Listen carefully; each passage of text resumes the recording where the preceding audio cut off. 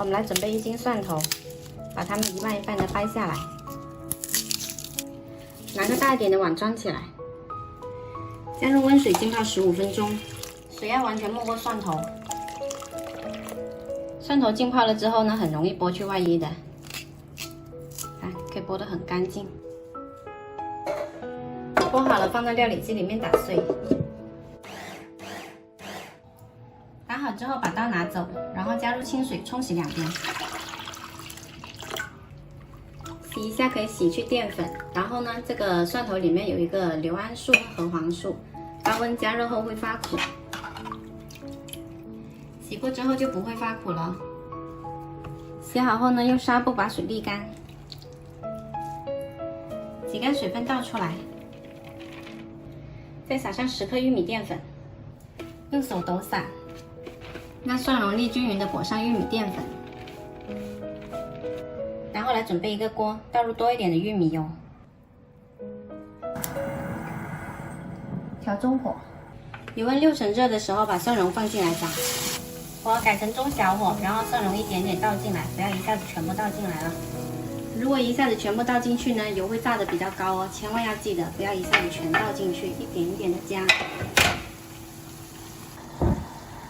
全部倒进去之后呢，改成大火炸，中间要不停的翻动，让蒜蓉粒受热均匀，然后时不时观察一下它炸的情况。我大概炸了10分钟，你看这些蒜呢，全部都已经浮在表面上了，微微金黄就可以关火。然后倒出来沥干油放凉，千万不要炸过火咯。现在就可以听得到很酥脆的声音了，放凉了之后更酥。有蒜头酥怎能少得了牛肉丸汤？再来煮一锅牛肉丸汤，万能蒜头酥就做好啦。平时可以用来拌面或者煮汤，都超级香。放凉了之后，拿个密封罐装起来，放1个月都不会坏的哦。这蒜头的油呢，用来炒菜或者拌面也是超级香的。碗里面加入1勺蒜蓉酥，1勺芹菜末，然后呢一点点盐调味，少许胡椒粉增香。最后来1勺蒜头油，煮好的牛肉丸连汤一起倒进来，简单好吃的牛肉丸汤就做好啦。再来用蒜头油拌一个面，面煮熟了捞过来，趁热加上1勺蒜蓉酥，还有少许香葱，适量生抽，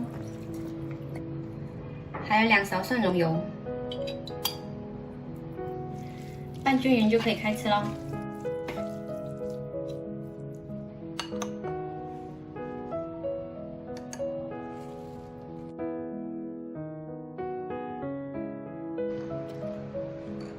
香不香？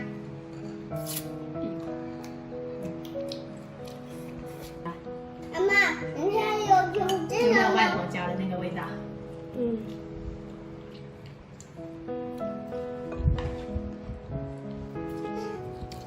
给你做好。下星期要考试了哦。是的，要考试了。谁考试啊？